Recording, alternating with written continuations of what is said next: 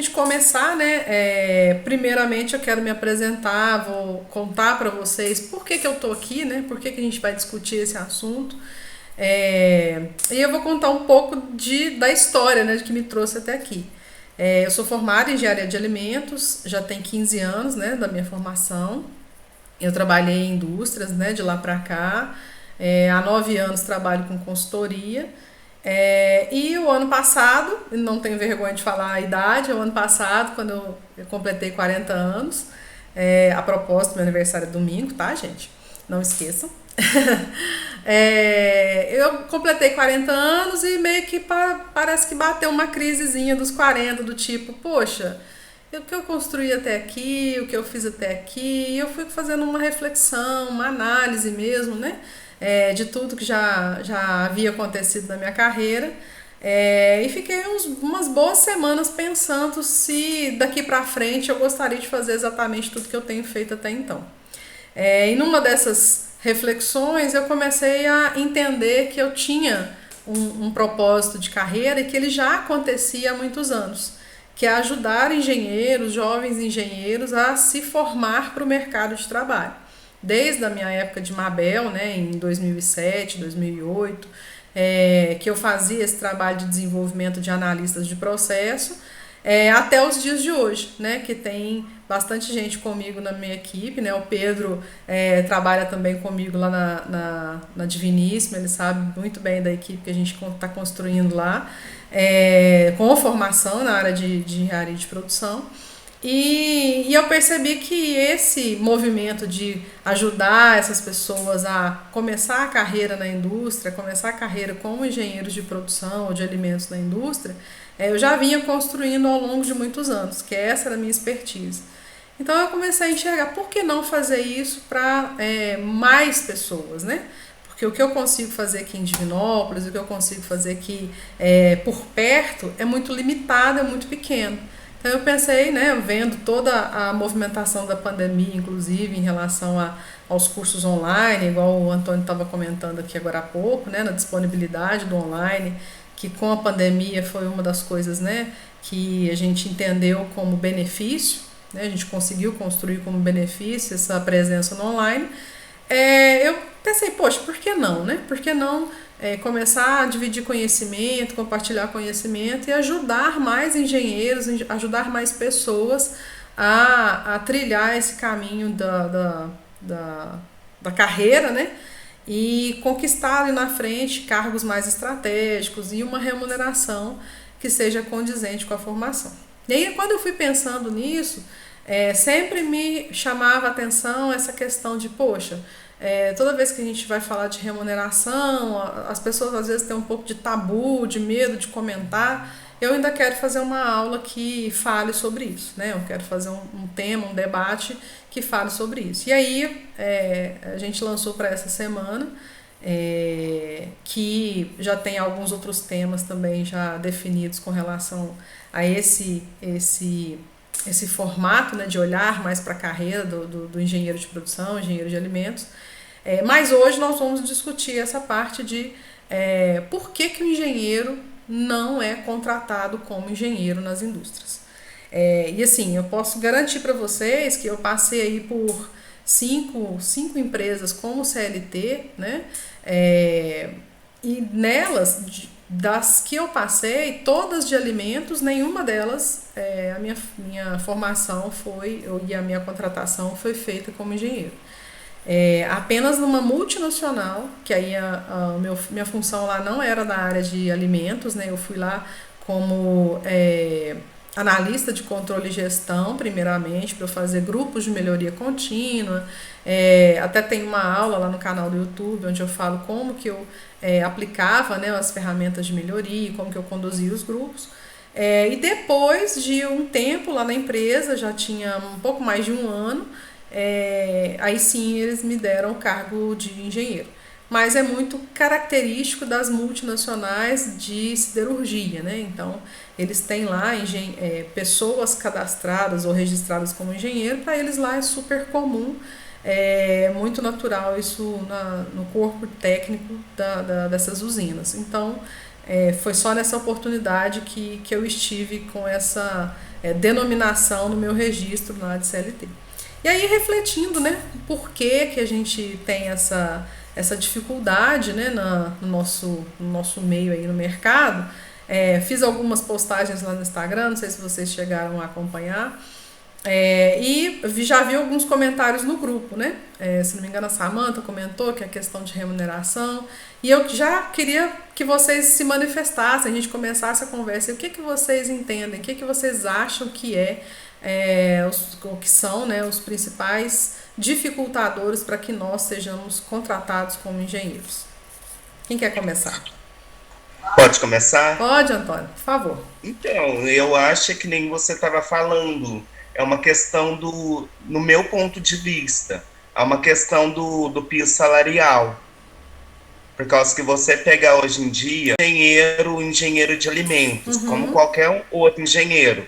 Se eu não estiver enganado, acho que o piso salarial acho que é 8 salários mínimos. Eu fiz até uma postagem agora há pouco. Tem É, a engenharia de alimentos. Se vocês forem no Vagas, quem tiver aí em computador e não no celular, daí no vagas.com, o de engenheiro de produção tá com uma média de 7.500 e alguma coisa, e da engenharia de alimentos não chega a 5.000, a média.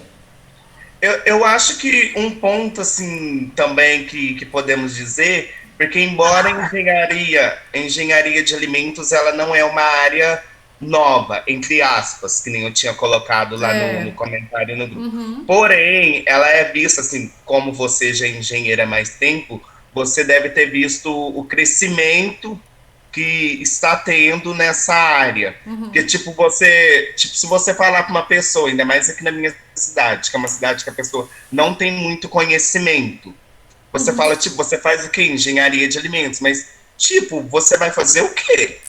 Sabe o que eu ouvia muito, o Antônio? Quando as pessoas me perguntavam: você está fazendo faculdade, morava fora, né? Morava em Viçosa. Essa faculdade é o quê? Aí eu falava: eu faço engenharia de alimentos. A pessoa fazia assim, com aquela cara: igual nutrição, né? Eu, Então, eles não. confundem muito. Não é igual nutrição. Aí, resumidamente, eu acabei adotando uma resposta curta. O nutricionista, ele trata de quem come, né? De quem se alimenta. E o engenheiro de alimentos, ele trata de fabricar aquele alimento. Então, tudo que você vai no supermercado e encontra ali enlatado ou numa embalagem bonita, ali tem o dedinho de alguns engenheiros de alimentos para fabricar e tá lá bonitinho no supermercado. Então, essa confusão das pessoas, porque é muito claro, talvez, a área da saúde, né, o nutricionista, é muito claro o papel dele, né? Apesar de que o leque de atuação de um nutricionista é bem diverso, né? As pessoas acham que tem que ser o nutri de consultório, mas tem muitas coisas que o nutricionista pode fazer. Inclusive, ele pode fazer rotulagem, inclusive, ele pode cuidar de uma cozinha industrial, na parte de boas práticas, de qualidade, ser gerente de qualidade, enfim. Todas as áreas, a engenharia de produção, a engenharia de alimentos, a nutrição, ela tem campos de atividade bastante vastos, basta a gente saber explorar, né? Mas uma das questões pode ser, né, e é válido a gente entender isso, é o desconhecimento das pessoas em relação ao curso. A engenharia de produção talvez ela é um pouco mais como que eu posso dizer? É mais fácil de entender pelo nome, né? O próprio nome já diz, né? Engenharia de produção. Já entende-se, subentende-se que é algo relacionado à produção de alguma coisa. Então, aí a atividade pode ser infinita, né? Pode ser numa indústria de alimentos, numa indústria química, farmacêutica, automobilística, de móveis, né? Enfim, a atuação ela é toda e qualquer indústria que exista, né, no mercado, pode ser campo de atividade para o engenheiro de produção. Mas mesmo assim, eu conheço muitos engenheiros de produção que, mesmo a profissão sendo mais conhecida, ou mais comum de se saber o que é em relação a alimentos, por exemplo, a remuneração não a remuneração nem é o caso. A classificação, assinar a carteira como engenheiro, nem é. Você não contrata hoje, pelo menos a realidade daqui da minha cidade, posso assim achar alguns raros, mas que tenha lá contratado como engenheiro de produção. E Mas aí, eu acho que. Pode falar, te pode falar. cortei. Eu acho assim que no caso que nem eu estava vendo, que eu até fiz uma pesquisa esse tempo atrás, eu acho que as empresas que contratam mesmo, tipo, como engenheiro de alimentos, são aquelas, tipo, as multinacionais, são aquelas que, digamos assim, que o governo, entre aspas, obriga a contratar uma Aí eu vou pessoa te como frustrar. engenheiro.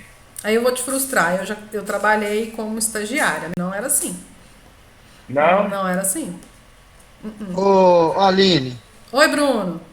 ó, por exemplo, assim, eu não tô querendo nem desanimar, não, porque até porque a gente tem que ter amor pelo que faz, né? Igual E o meu vi a vida objetivo não toda, é desanimá-los. O meu eu vim, objetivo não é eu esse, vim a, não. eu vim a vida toda da área de alimentos, então, assim, a questão para mim de foco finalizar, se Deus me permitir. Aham. Mas o que que acontece? Olha para você ver, você falou aí que o teto do engenheiro de alimentos não chega nem a 5.000. E eu, Isso pesquisa com base num site chamado vagas.com. E aí eu acho que ele eu, faz a média com base nas vagas divulgadas nele, né? eu também vi. Eu vi num site, eu não me lembro se é o mesmo, e não chegava a 5.000, Isso. realmente. Então, assim, eu E aí tem um imagino que paradoxo aí, isso. só pra gente complementar essa análise, Bruno. Se você for no site das faculdades, elas te falam que você vai ganhar mais de 10 mil reais. Mas elas querem vender o curso. Fecha parênteses. Isso. Mas aí o que que acontece? Olha para você ver. É, aí, na minha opinião, no Brasil, no meu modo de pensar, né? Eu sou um pouco mais leigo nisso aí. Eu acho que eles fogem de fichar, de contratar o profissional na profissão dele para evitar custo. Sim. Então, quer dizer, o engenheiro de alimentos que vai para a indústria, para ele chegar e não ganhar nem 5.000 reais, é um país, na minha opinião, que não valoriza a mão de obra que tem. Aí nós vamos chegar no próximo ponto, pegando esse gancho seu aí. 47% do PIB da indústria está na mão de pequenas e médias empresas.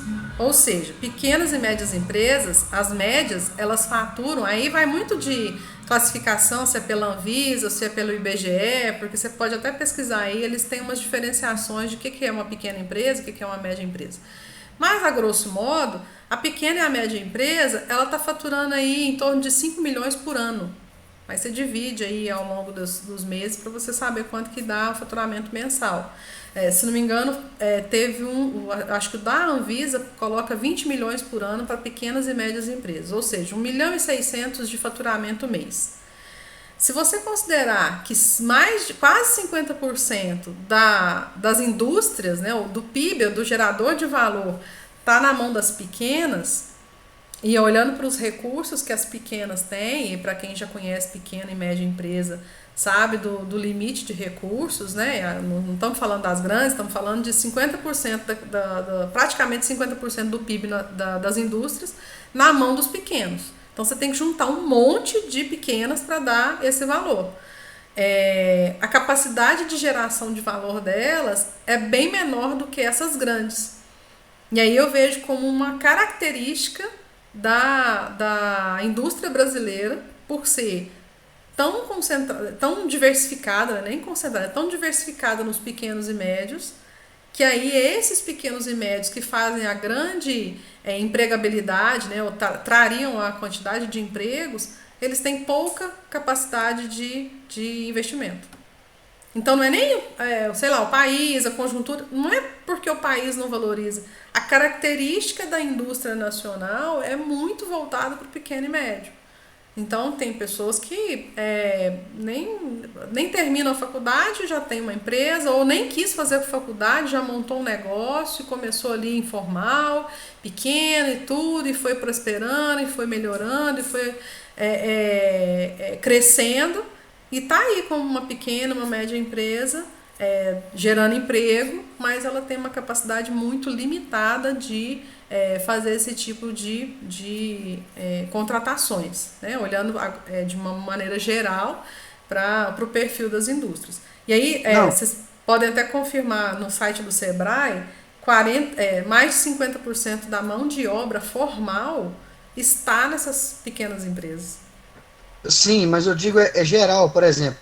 Na minha cidade, Natal, tem uma construtora que ela tem uma engenheira civil e ela tem vários engenheiros novos que, né, acabou de se formar e ela paga assim, ela paga um salário que dá até vergonha de falar para esses engenheiros monitorar as obras, mas eles não têm acesso a projeto, a desenvolvimento. Ele fica assim, em grosso modo, eles ficam sendo os supervisores da obra. Supervisores de obra. Aham. E por quê? Tá bem dentro do que a gente já tava, tá na linha de discussão. Por que acontece isso? Porque Por que eu saio da faculdade e me sujeito a ganhar, sei lá, R$ 1.500, R$ 2.000 para supervisionar uma obra, porque sabendo que eu tô formado em engenharia de produção, engenharia de alimentos e tenho formação, tenho um diploma. Porque eu acho que assim, tudo começa no começo, né? Tudo tem um começo. Daí eu já acho que é tipo um plano de carreira. Por mais que você seja um engenheiro, você já não vai, tipo no meu caso, quando eu formei em gastronomia, que é aquilo que você falou, a faculdade fala você vai ganhar tanto. É para vender o curso, só que daí já não é assim. Daí você, tipo assim, eu vou ser um chefe de cozinha, tipo no meu caso, quando eu fiz gastronomia. Mas você não entra assim, você vai entrar no restaurante sendo um assessor, para depois você ir crescendo, porque daí não tem como eles já te registrarem naquela função por causa do salário. E por quê? Tá No faltando meu o quê? ponto, Por que Faltando a eles fazem isso? experiência. Oi? Experiência. Exatamente. O que acontece? A gente faz 5 anos de faculdade. 4, 5 anos de faculdade. Eles te ensinam, nesse exemplo que você deu aí, eles te ensinam a fazer uma supervisão de obra dentro da faculdade? Ou a assinar um projeto com convicção de que tudo aquilo ali tá certo? Não. Claro que não, gente. Quantos de nós, não vou me colocar fora não, mas quantos alunos não colavam na bendita da prova de cálculo estrutural? E aí, é bobagem a gente querer sair da faculdade e falar, agora eu quero ganhar igual engenheiro. É utopia. E assim, na época que eu estudava, eu ouvia colegas de falar, eu vou sair, vou ganhar tanto. Gente, mas a conta não fecha. Conta a não não ser que você fecha. seja dono da própria empresa, né?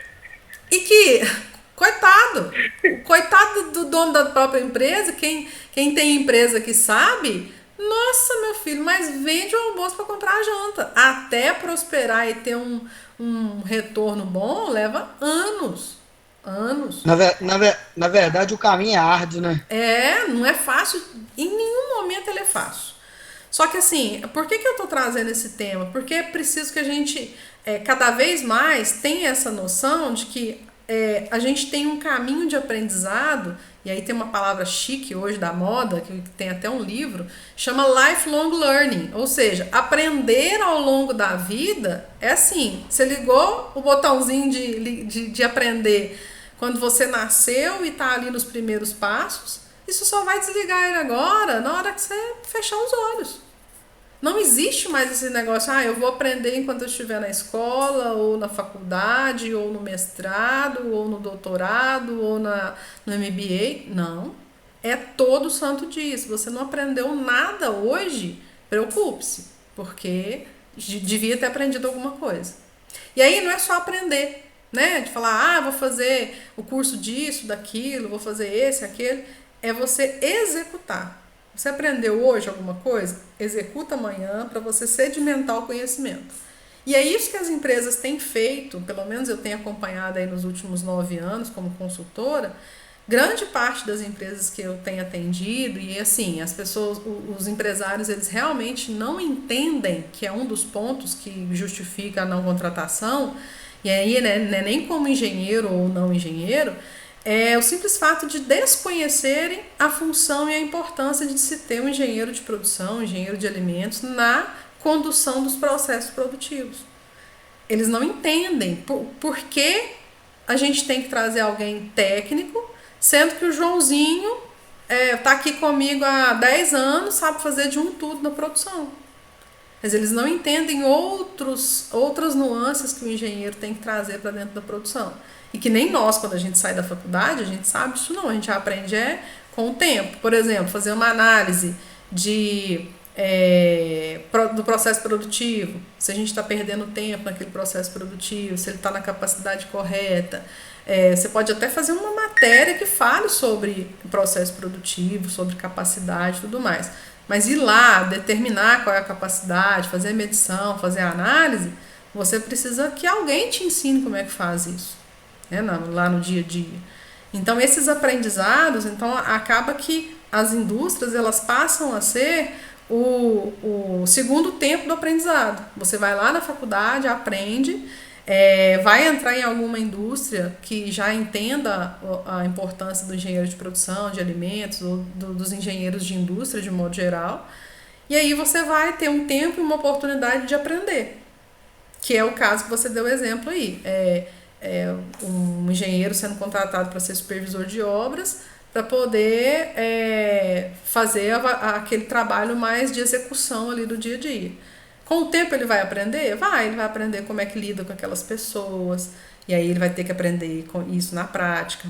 Ele vai aprender como é que lê um projeto, ele vai aprender quais são os problemas que esses projetos podem ter, tanto na execução quanto na fase projeto. Então ele vai pegar a vida real. Por isso que eu chamo aqui de vida real na indústria, porque ele vai pegar os problemas do dia a dia na vida real. E aí essa vida real que vai capacitar para que eles cheguem lá com um pouco mais de experiência e tenham, enfim, chegar em cargos estratégicos. Ou seja, em vez dele ser o supervisor da obra, ele já vai começar a ser o projetista da obra. E como você mesmo disse aí, Antônio, é uma projeção de carreira, né? É uma ascensão que vai acontecendo muito em função do ganho de experiência. Então, assim, é um caminho. Então, para quem romantiza, né, a engenharia de produção, a engenharia de alimentos ou qualquer outra engenharia que vai sair da faculdade e vai começar a ganhar salários altos, tem que entender que a experiência conta. E aí, ter essa experiência é muito importante para que seja coerente, né? Que você assuma cargos estratégicos e aí, por consequência, tenha salários melhores. Certo? Alguém quer fazer mais alguma colocação? Pode continuar? Então vamos lá. Um outro motivo, né, uma outra condição que a gente já começou a comentar aqui, que é o perfil empregador, né? Se a gente tem aí 47% do PIB de indústria na mão de pequenas e médias empresas. Então, vamos pensar que tem uma empresa aí com 15 funcionários.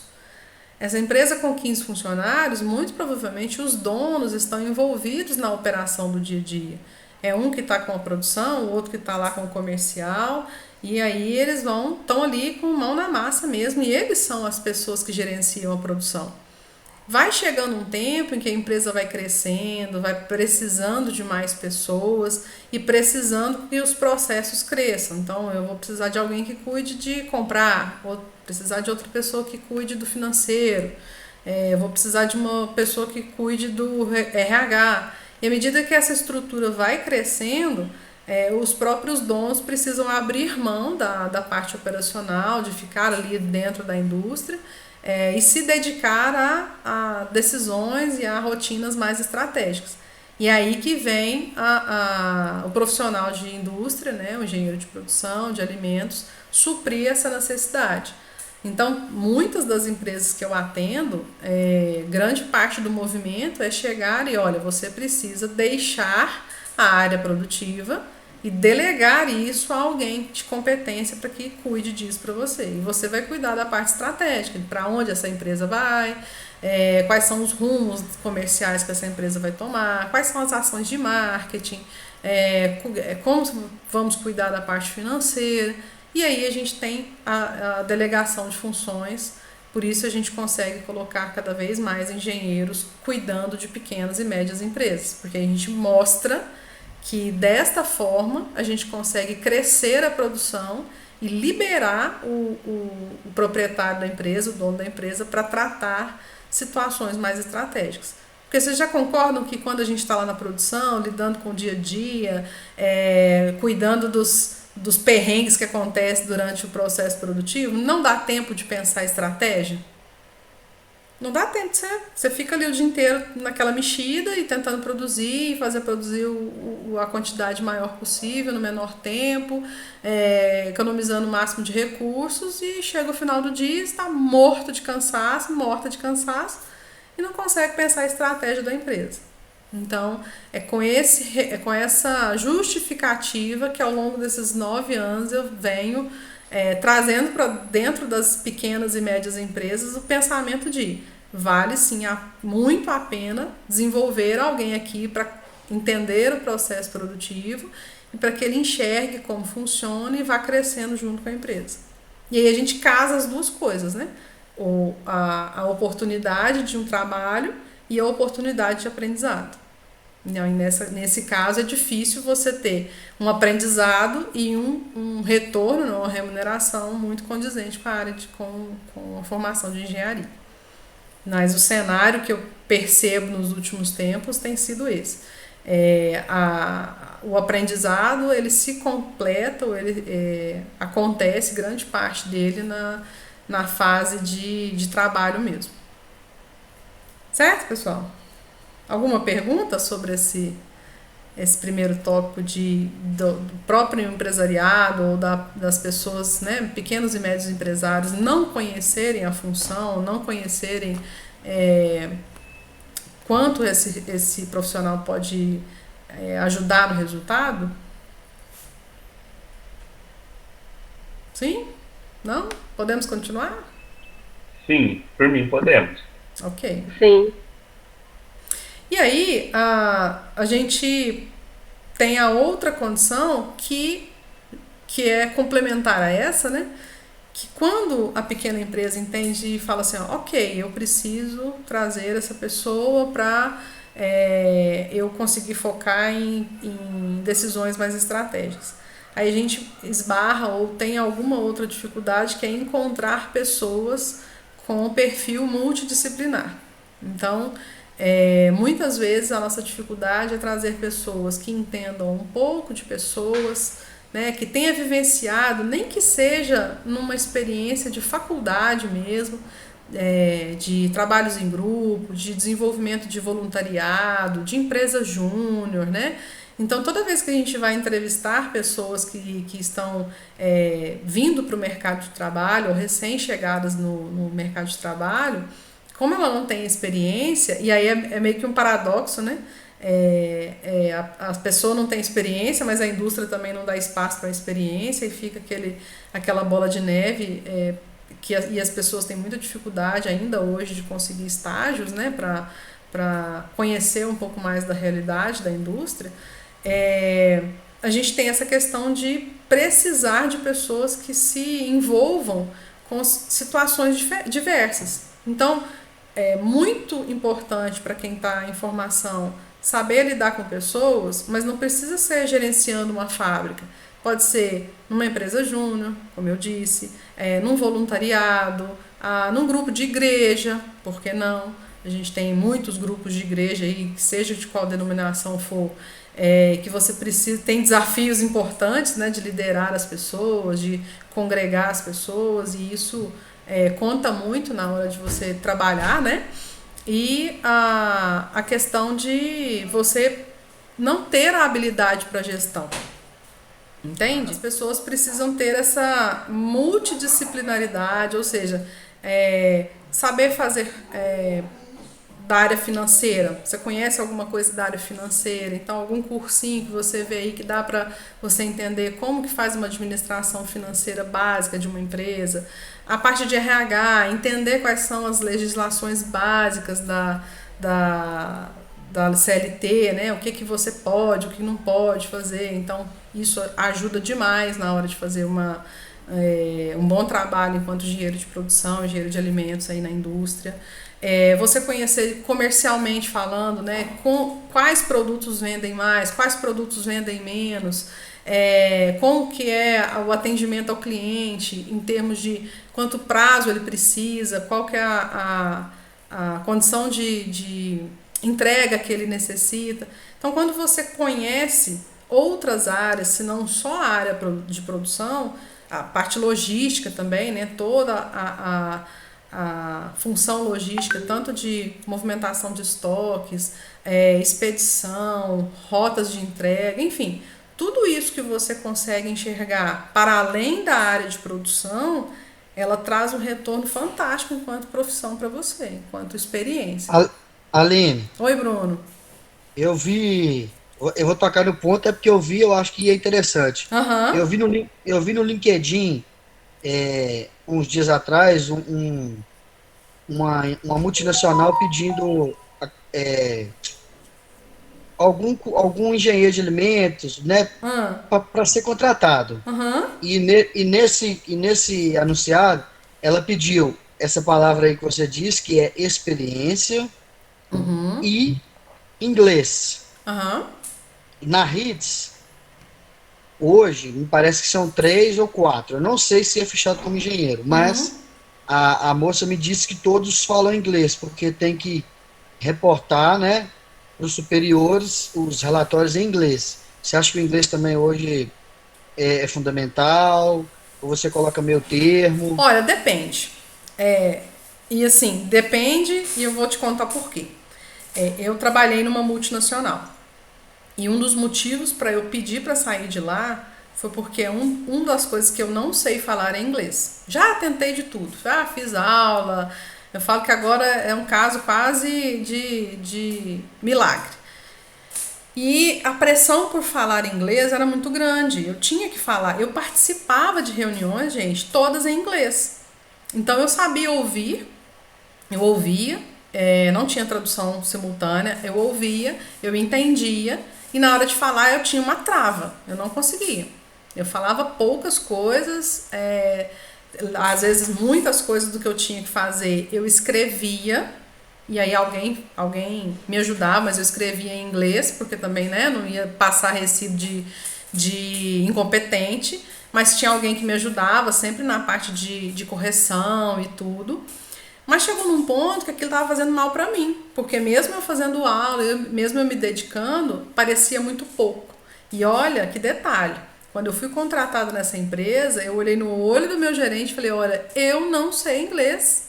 E ele, um francês muito educado, ele falou assim, olha, eu não estou te contratando pelo seu inglês, porque inglês aqui a gente fala, a gente traduz, é muito tranquilo.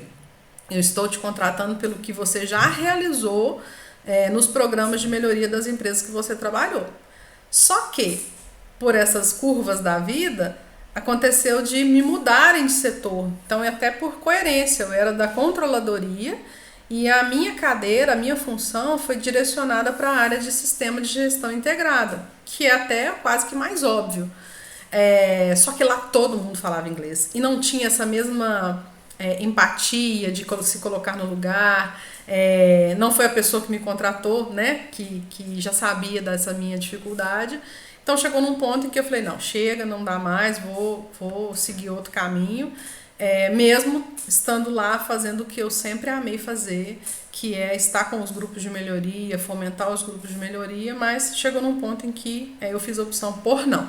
Então, nesse caso, era imprescindível, porque eu estava numa empresa de franceses e japoneses, que é a Valorex Sumitomo do Brasil, hoje só Valorec do Brasil, no meio de um monte de japoneses e de franceses, então não tinha como não falar inglês. Então, nesse caso, era meio que básico, era tipo ter o ensino médio, saber falar inglês naquele lugar. Só que se você tiver, aí colocando um outro contraponto, se você estiver na indústria, pequena e média indústria, que não tem assim uma pretensão ou uma possibilidade de se relacionar com o mercado externo, não vai fazer grande diferença, né? Não vai ser aquilo o determinante para que você tenha sucesso enquanto engenheiro de produção, engenheiro de alimentos. Aline, mas pode acontecer comigo, inclusive, tá, gente? No momento eu sou gerente de operações de uma fábrica que tem pretensões agora de exportar, por que não? Né? Já existe esse sonho. É difícil, tem muitas regras que a gente tem que seguir, mas está no radar. Vai ser um dificultador para mim naquele momento em que isso for uma realidade? Vai ser um dificultador.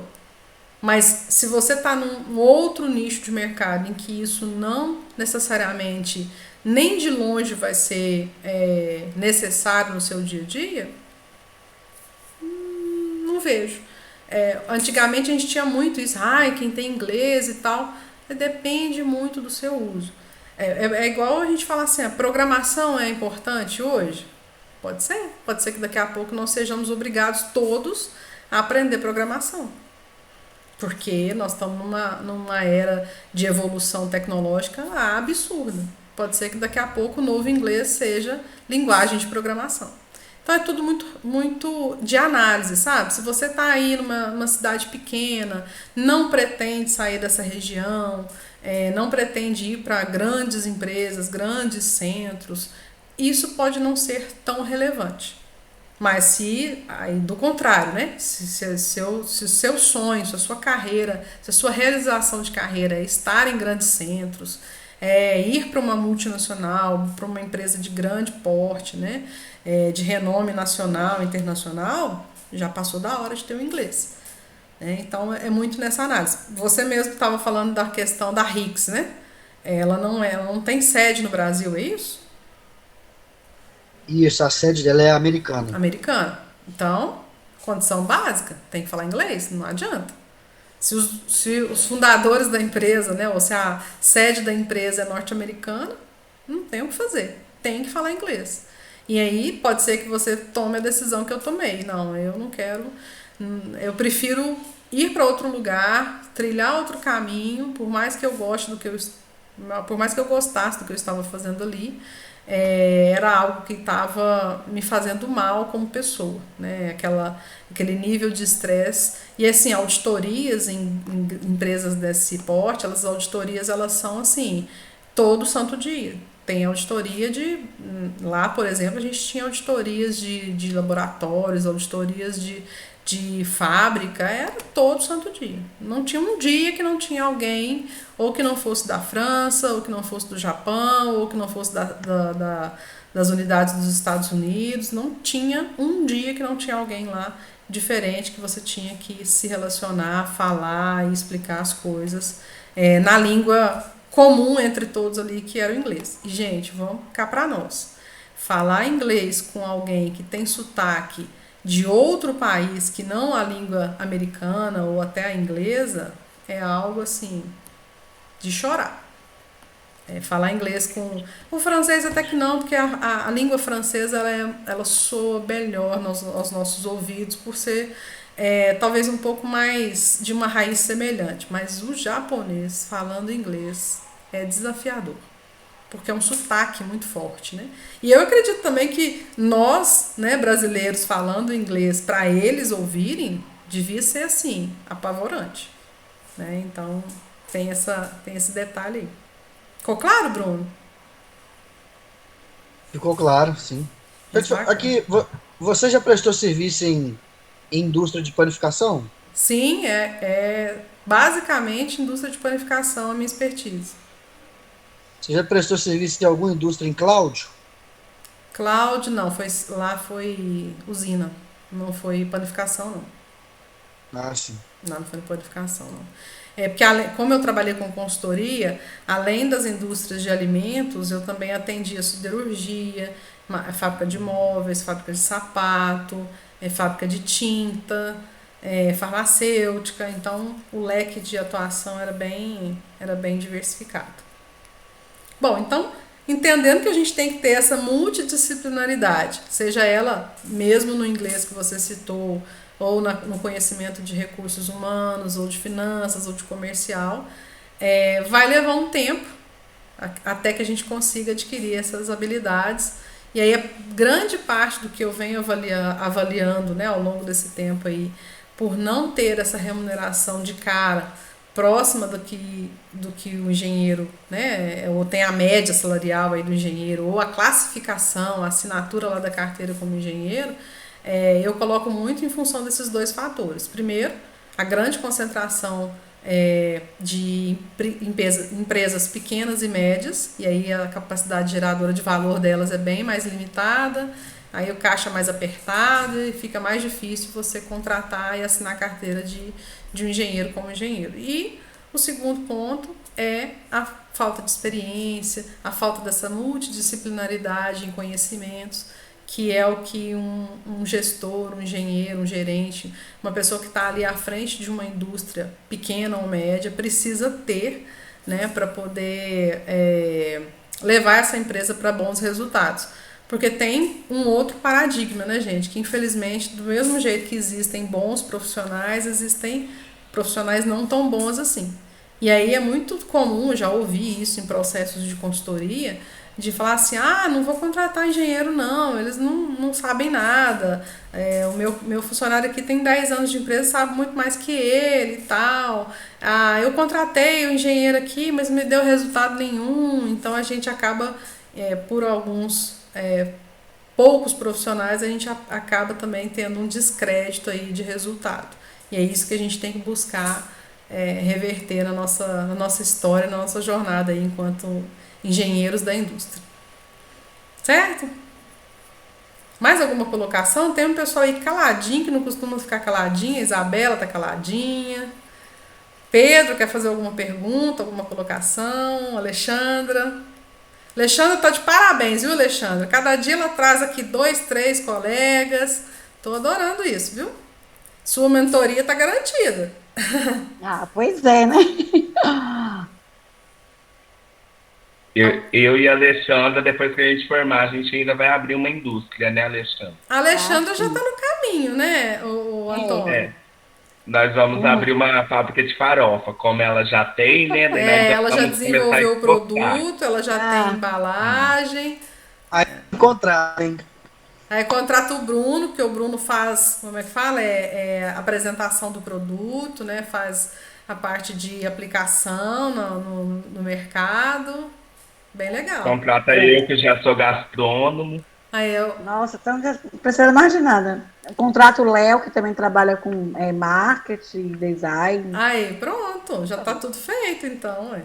A empresa da Alexandra já tá montada. Eu vou contratar também você, né? Que ótimo. Já tem mais um trabalho. Que bom. Então eu tô achando que quando eu sair daqui dessa mentoria, acho que já tá tudo prontinho já, né? Acho que nem vou fazer mais concluir a faculdade. Como é que é? E nem vou mais concluir a faculdade. Não faço isso não, pelo amor de Deus. Não, senhora. Vai concluir sim. Ainda quero ver o diploma na mão. Canudinho. Quero ver o canudo. Certeza. Pessoal, então vai ter... pode falar, Alexandra. Não, eu falei que a gente vai fazer até festa, né, Antônio? Olha, que legal, muito bom. Se Deus quiser. Isso aí, Antônio. Muito bom conhecer todos vocês, né? Quem aqui veio pela primeira vez. Já deixar o convite para as próximas aulas. Eu montei um cronograma, gente, até para a gente facilitar a comunicação. Montei um cronograma que vai ser assim. Nós temos, contando com hoje, 4 aulas já definidas que envolvem esse tema, né? Envolve essa temática em relação à carreira. Então, na semana que vem, eu até coloquei um título assim, ó, Minha Carreira, Minhas Regras. Ou seja, nós vamos falar da importância da gente ter clareza naquilo que a gente quer como objetivo de carreira. Então, Antônio, não perca, porque eu tô vendo que você tem aí vários objetivos de carreira, nós vamos discutir bastante coisa, né? Tudo muito voltado para a área de alimentos, mas é bom a gente ter um direcionamento de carreira do que você quer, né, para os próximos anos e onde você quer chegar, o que você quer fazer, né? Vai montar a fábrica com a Alexandra, como que vocês estão trilhando esse caminho. Então, semana que vem nós vamos falar aí dessa clareza de objetivos de carreira, para quando vocês chegarem na minha idade, já saber o que vocês têm, né, que trilhar, o que tem que fazer. Meu bem, eu já tenho quase a sua idade. Ai. E aí a gente conseguir chegar o resto do segundo tempo, né? Então, Antônio, pra gente conseguir chegar ao segundo tempo aí com que pra mim é o mais importante, que é a satisfação de fazer aquilo que a gente gosta. Eu me divirto demais estando aqui, falando com vocês, trocando experiências, trocando ideias e para mim é muito gratificante. Então, a partir dessa semana, já próxima, a gente já tem esse outro tema. No dia 2 de fevereiro, nós vamos falar do ser jovem e experiente, né? Esse paradoxo aí que hoje em dia é muito exigido, né? Ser jovem e ser experiente. E no dia 9 de fevereiro, nós vamos falar sobre a inteligência industrial como estratégia de desenvolvimento de gestores. Ou seja, a base da estratégia que eu uso hoje para formar gestores é a partir do planejamento e controle de produção. Então, à medida que a pessoa conhece o PCP, conhece o planejamento e controle de produção, ela consegue ter uma visão do todo, ela consegue ter uma visão de todas as áreas, que não só a produção, mas todas as áreas no entorno, e aí sim ela já se comporta com o gestor de uma maneira muito mais estratégica. Então, nós vamos falar lá no dia 9 de fevereiro sobre esses temas. Tá certo? Vamos abrir a câmera para a gente tirar aquela foto muito bonita de todos nós. Como diz a Isabela, é a hora que a gente solta o cabelo, solta o coque, passa perfume. Né, Isabela? Isabela hoje não falou Gente, a Isabela é minha mentorada. Eu só dei oi quando eu cheguei. A Isabela faz mentoria comigo toda semana. Isabela, Alexandra sabe, né, Alexandra, que a Isabela tá aqui toda semana e fala, e conversa, e troca ideia. A Isabela tá muda hoje. Que é isso, Isabela? Vai dar oportunidade para os coleguinhas falar. Tá bom, legal. Fabiana também ficou caladinha hoje, né, Alexandre? Não, mas é porque eu tô deixando para o Antônio. Cadê o Léo, hein? Tá aqui embaixo. Tá aqui embaixo no meu quadro, né? A Fabiana também, né, Fabiana?